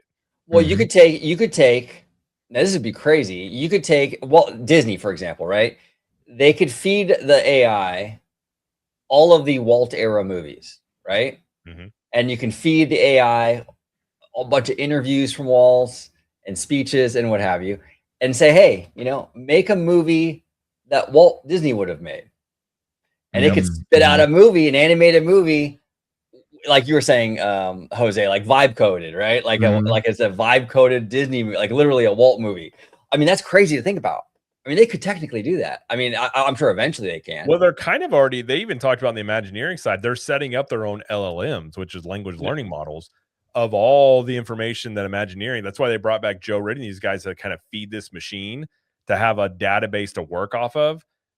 They'll probably or if they haven't, they will do the same thing in animation on the studio side. Like they're going to have language learning models they can tap into to look through the Disney archives of, it's all in terms of like AI at this point with it. It's like, what are your prompts? How well can you use it is kind of where the technology can take you. Like if you're just not good at using it, like some of this stuff's going to look bad, but I've seen some stuff lately. Like seems like every week you look at something, and you're like, that's not that far off.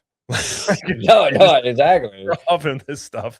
And we're talking like weeks and months of progress that you would have seen years previously. Like the speed of this is going to be incredible as it emerges more. That's why Hollywood's freaking out. Yes, because they 100%. Know that they know it looks legit. Like that one thing with Captain America fighting, what was it, Batman? Oh yeah. I mean, that was like, I mean, you could tell it was a little AI, but it was like right there though. Just compare it a couple years ago. Remember the Will Smith eating spaghetti AI video and how awful that looked? What was that, 3 years ago? Yeah. Like, look at that to now, and then cut that in half of what you'll see the next progression of it. That'll probably come out next week or something. Right. Like it's just, this stuff is just, yeah. I mean, I understand people's hesitation with it. I do. My wife's one of them. She's like, this stuff's going to kill us. I'm like, it might, but at the same time, it's like, I've had this argument too about when Disney got involved with OpenAI. It's like, if you sit on the sidelines though, you have no input into it. Like that is a doomsday scenario. If you at least get involved with it, you at least have some say in the direction it goes, whether that's pro-creator or whatever it is.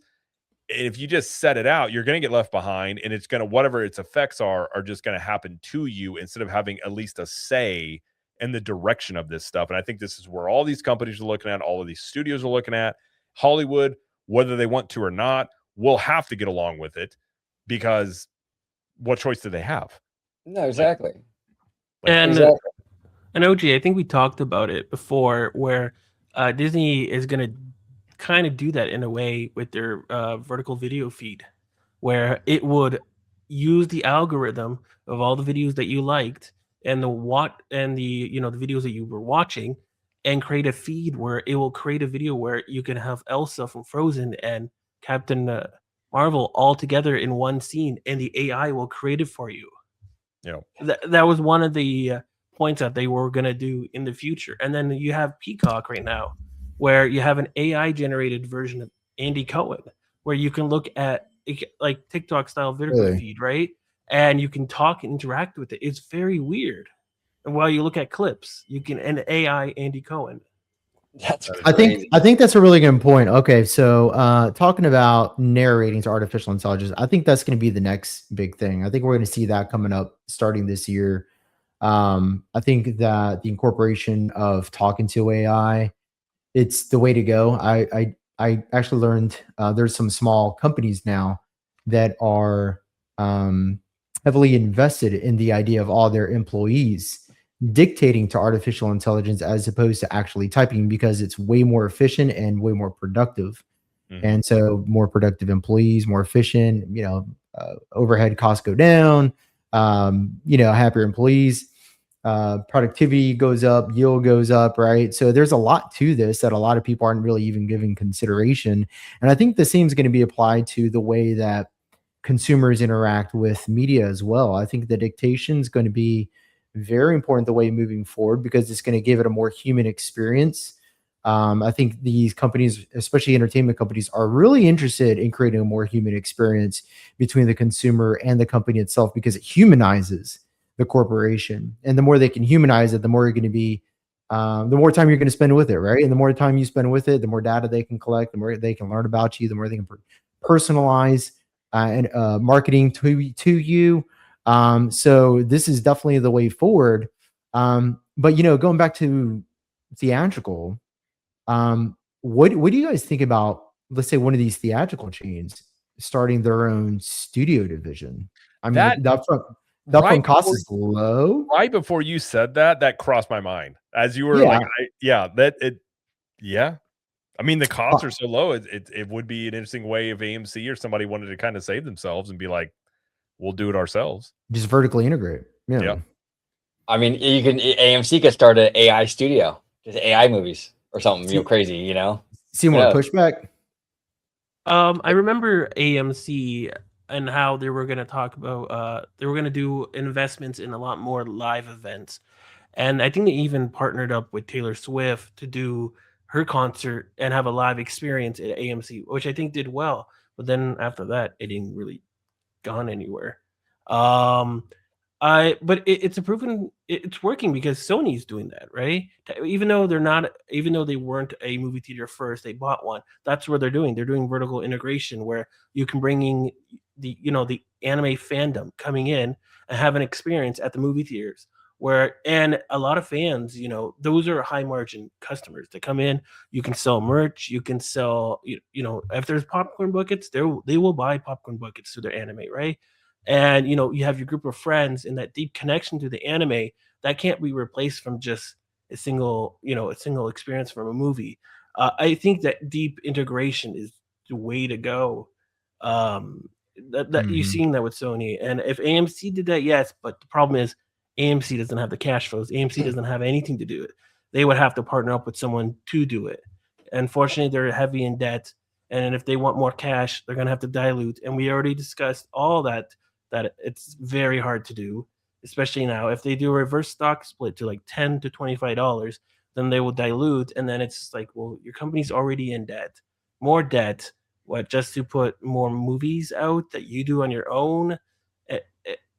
I don't see it for AMC, but I do deep integration, vertical integration. I do see, but I don't see that coming from AMC. Unfortunately, I see it from like a studio or a tech company coming in and helping. You kind of see that with Netflix and their Netflix houses, right? Where I consider if they put their movies in first, they do movies now, but if they put their movies in first there, and then you have an experience like K-pop, K-pop fans they spend money like crazy. And if you go to a Netflix house and you celebrate the release of K-pop Demon Hunters 2, right? You buy their food, you buy like food that is related to it, merch that's related to it, right? Buy a t-shirt, popcorn bucket, right?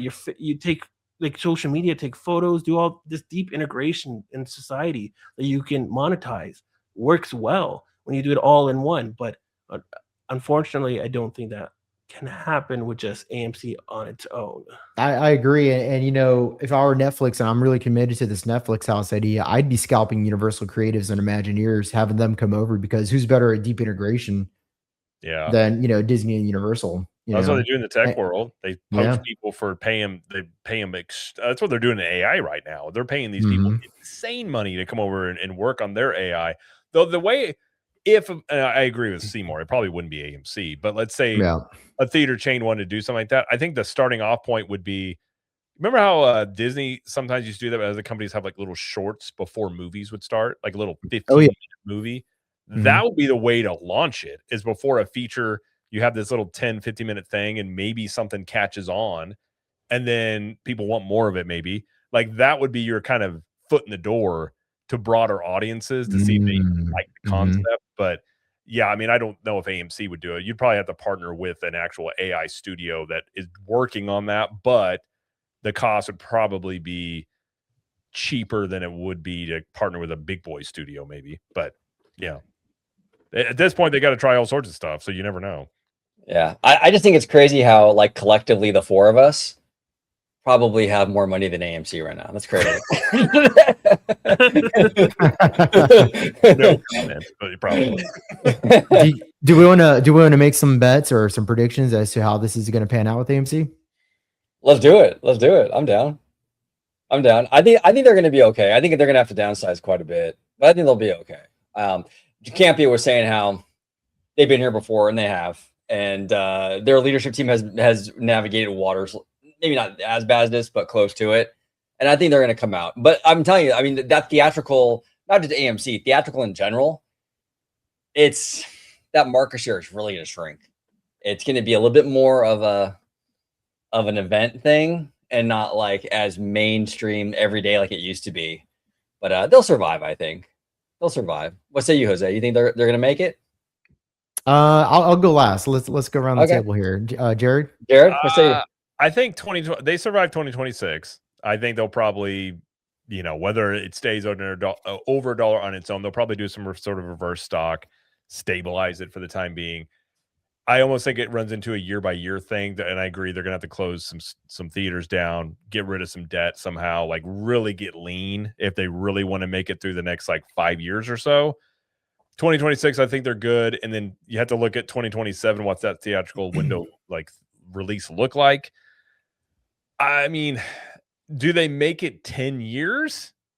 I don't know about that. That's where I think you're like, then maybe not 10. Do they make it 1 through 3 years? Yeah, they could do some stuff there. But if we continue to see the same trend that we're seeing, unless there's some sort of rebound from Hollywood and they all of a sudden start making really good movies again, maybe Project Hail Mary kind of gives them some inspiration to do stuff like that. That's the only way I see it really lasting very long. But I think in the short term, they'll make it. But long term, I don't think they will. Now, Jose, what's your definition of making it though? Because like, let's say for example, an Apple buys them out or something. Did they make it, or is that they just got swallowed up? So is that still? Yeah, I don't consider that making it, because I think they're only going to get swallowed up when they file Chapter 11 bankruptcy, because because the tech company is going to want to buy them at a discount. Making it would be if they just survive on their own. The shares go up, they pay off their looming debt. But I agree with Jared. I don't think they're going to make it in the long run. I think 2026 will slip by. 2027 is a mystery, and then in the long term, I think they're going to end up getting swallowed by a tech company. But what do you say, Mr. Seymour Duck? Yeah, long term, I don't think they're going to make it on their own. If they have external factors coming from either a studio or an activist investor or a tech company coming in and helps solve the problem, yes, I could see them. But on their own, no. Maybe if they get a new management, because the plan that they've been doing hasn't been working, and management hasn't been doing anything but diluting shareholders, and shareholders are now, they're just trading it for the memes and for basically trying to get quick gains. They're not even doing it for the investment anymore, right? And if once they do the reverse stock split, I think those guys will be gone, because the volatility will die down, and then the volume has shrunk because you have less shares, so it costs more expensive to buy, to trade. So I think that will die down, and then eventually you can't do the dilution that you were doing, unless you want to keep going down a big rabbit hole. But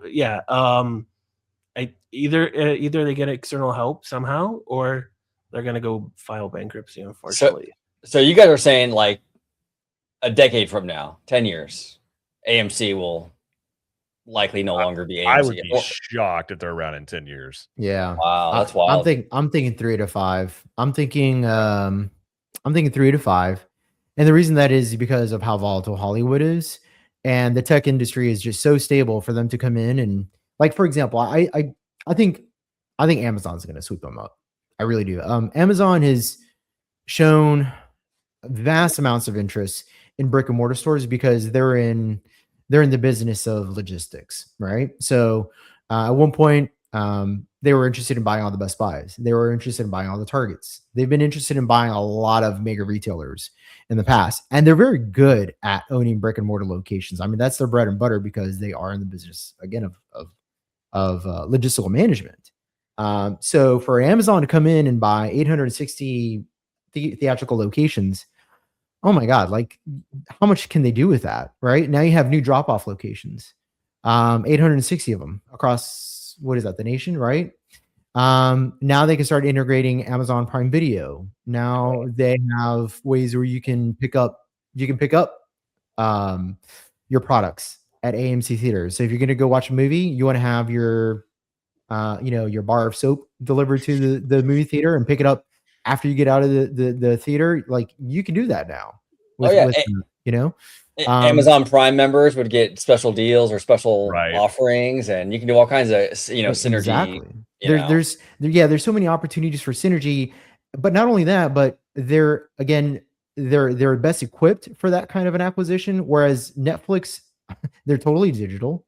And the same with Apple. I mean, like Apple has leases for locations, but they're not operating a logistical empire like Amazon is. So this would make the most sense for an Amazon purchase if we're talking about, a tech company doing one. But yeah, I mean, that's who I see doing this. And I think if Project Hail Mary does well, I think it's only going to pique their interest even more. Like, you know what? Maybe we just need to get into this, because if they've hacked theatrical, maybe they can just integrate and, buy themselves 860 locations at a discount. Yeah, that's crazy. Well, and the wild thing to me is just how much this whole industry is changing. I mean, it's crazy. We're seeing all this consolidation, with the Warner Brothers and Paramount stuff. We're seeing AI come into the scene. We're seeing all this stuff with the theatrical. Hollywood is really just going through it. It is. And also, I was hearing the sound stages in LA. They can't fill them. Yeah. I mean, they can't film. And a lot of that, I mean, I will say, I do wish California did more to keep that stuff here. I really do wish they do some stuff. I know Disney recently got like a tax thing for it and stuff, but they could do more. But also, I think it's even beyond California, really. I think that the soundstage, even with the technology, I mean, you don't even really need them anymore. You know what I'm saying? Like with all the AI and CGI that we have at our disposal, like you don't even really need the sound stages. And I think that it just speaks to a bigger problem. And think about all that overhead. That's all overhead. I mean, and granted, a lot of it's been paid for a long time ago, but I mean, still, man, you got to keep the lights on. You got to pay taxes. I mean, that's a lot of overhead. And if they're not renting them out to other studios, then they're eating the cost. Yeah. And they're not going to do that for a very long time. And the SAG-AFTRA pressure is only going to go so far, because at the end of the day, man, numbers talk, bullshit walks. Yeah. Yeah. Yeah, no, absolutely. Absolutely. What I wouldn't be surprised if you see, like, say, off of Project Hail Mary and Amazon be involved in that, like they start getting their feet like more solid ground on movies. It's not unfeasible to think that Amazon in a 10-year time span could be one of the biggest movie studios out there. Like, if you're nimble, you're going to have to be able to traverse this area you're in right now. And these studios are just so old school. They don't want to change. Amazon is the type of company that doesn't care. They're going to go with whatever works.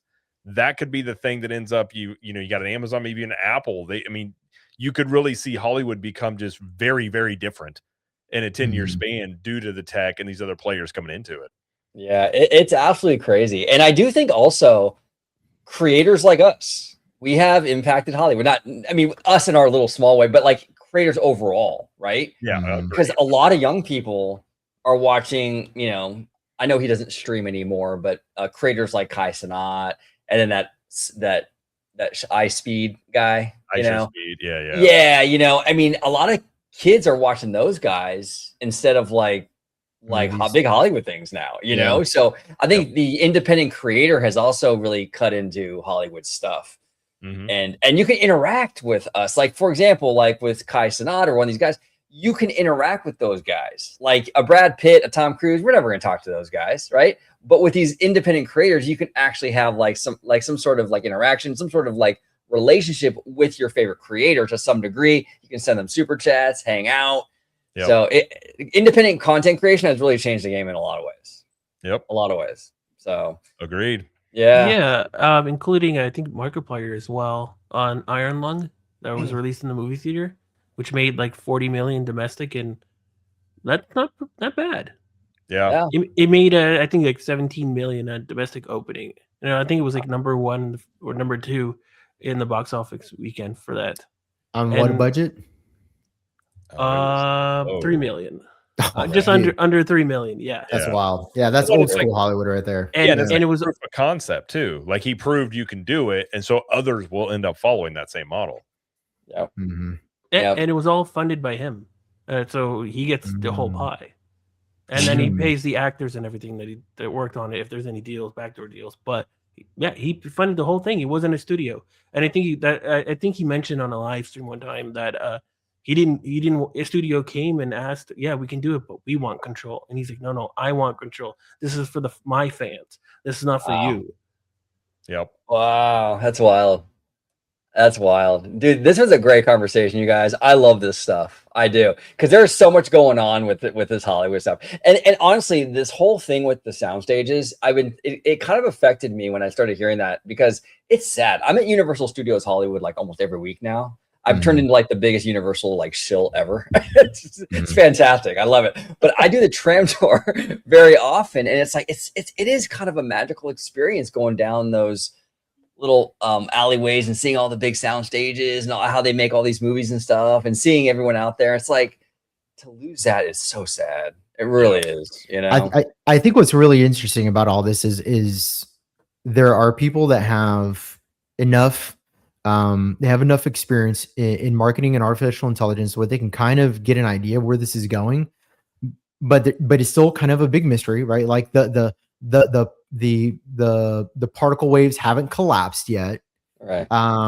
but really it's only going to take about 2 or 3 big moves for us to go, oh, that's what's happening. It's not going to be a lot. It's going to be like one merger, one artificial intelligence movie, and like one of these linchpins in this industry going out of business, and everything's just going to go. Yep. And we're going to know exactly where this is going to go. And it's going to happen in like 5 years, if not less. Oh, it'll It's happen great. quick. Yeah. It's crazy. Yeah. But Mr. Duck, before we get out of here, any final thoughts or anything you wanted to break down before we skedaddle? It's just unfortunate what's happening with AMC, like you guys said, right? And I think unfortunately it's going to be more niche, and but for that quality experience, it's like what happened with newspapers and magazines, and unless they innovate the current standard movie theater experience that we get, I think it will be shrunk down to like a niche experience if the change doesn't happen. I agree, 100%. But Mr. Duck, I appreciate you. Should we go around the table and get all of the social medias and all that good stuff? And that's our final curtain on tonight's deep dive. A massive thank you to our panel for helping us navigate the choppy waters of the AMC crisis. OG55, I just want to say thank you very much. And where can they find you on social media? Yeah, dude, I had a really fun time today talking shop with you guys. The Duck Pond is always a great spot. I appreciate you, Seymour. Always a fantastic host. Everybody give it up for Mr. Seymour Duck. There we go. There he is. There he is, Mr. Seymour Duck. But yeah, you can find me right here on YouTube, Orange Grove 55, and you can find me on Instagram, Orange Grove 55, and you can find me on X on at Orange Grove 55. We're actually on X. I kind of do more like just observe and chill because X is a minefield. You don't want to say that. Oh, what are you talking about? Yeah, yeah, but I mostly observe over there. But Instagram, all that good stuff. I'm a little more active on Instagram. But again, Seymour, thank you for being an amazing host. I appreciate you, brother. Yeah, and thank you. And Jared, it was fantastic having you back in the pond. For one last time, where can the flock find you on social media? Absolutely. Thanks for having me. It was a really good discussion. And I was going to tell you before I forget, there's Disney adults. I think I told you, there's Universal Bros now. That's the thing now. That's the new one. But no, you can find me at Captain Magic everywhere on YouTube, social media.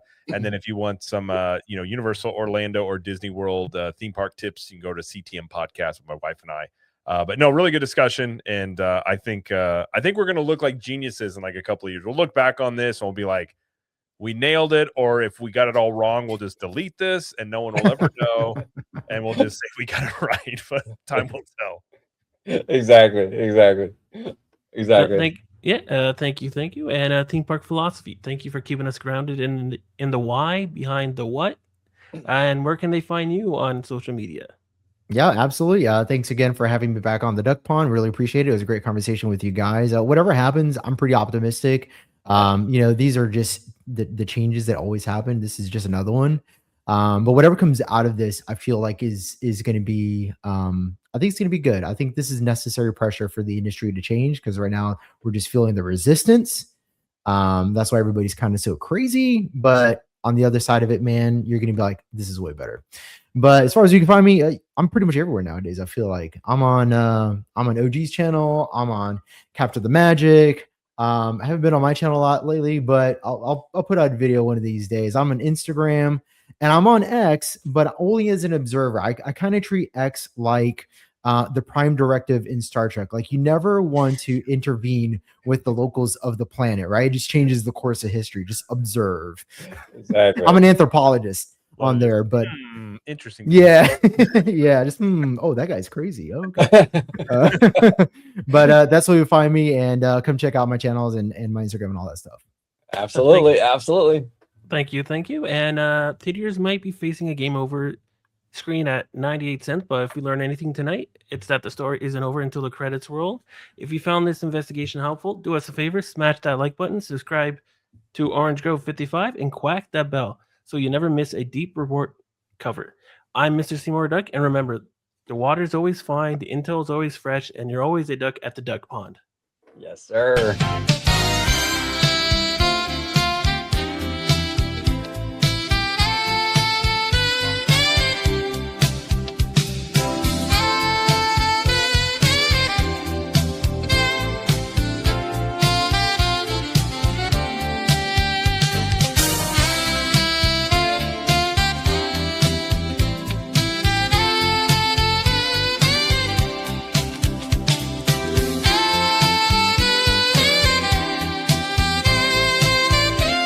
Thank you so much for watching OG55.